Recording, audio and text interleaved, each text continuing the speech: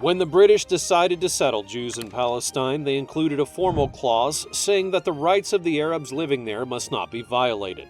The civilized West essentially said, Jews, we allow you to build your state there, just don't oppress the Arabs. Palestine remained under British control until 1947, when the newly founded United Nations decided to divide the land between Arabs and Jews. The Jews were already there. Where would they send them back to? The UN plan proposed splitting the land into two states, one Arab and one Jewish, and making Jerusalem an international city under UN administration. The Arabs rejected the plan, saying the arrival of Jewish settlers was an invasion, and then they began to fight. But the Jews, supported by the West, won war after war, gradually expanding their territory.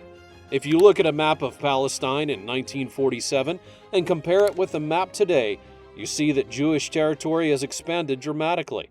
Israel occupied Palestinian land, and according to international law, Israel is considered an occupying power, but no sanctions are imposed because Israel is part of the Western Bloc. The Gaza Strip is one of the few remaining parts of Palestine not fully occupied by Israel. It's governed by the Islamic resistance movement known as Hamas, which resists Israeli control, including through terrorist attacks. So then, what do we have now?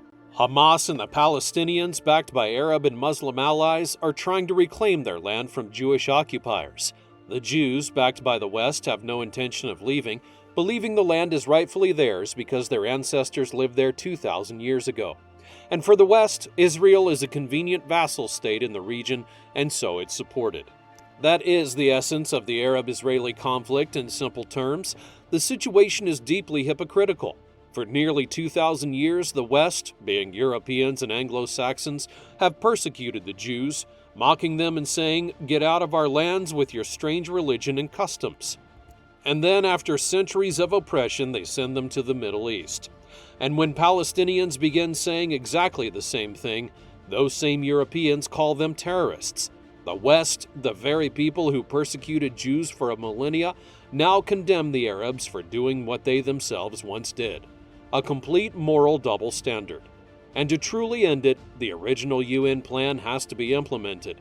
The land should be divided into two states between Palestine and Israel, and Jerusalem should become an international city.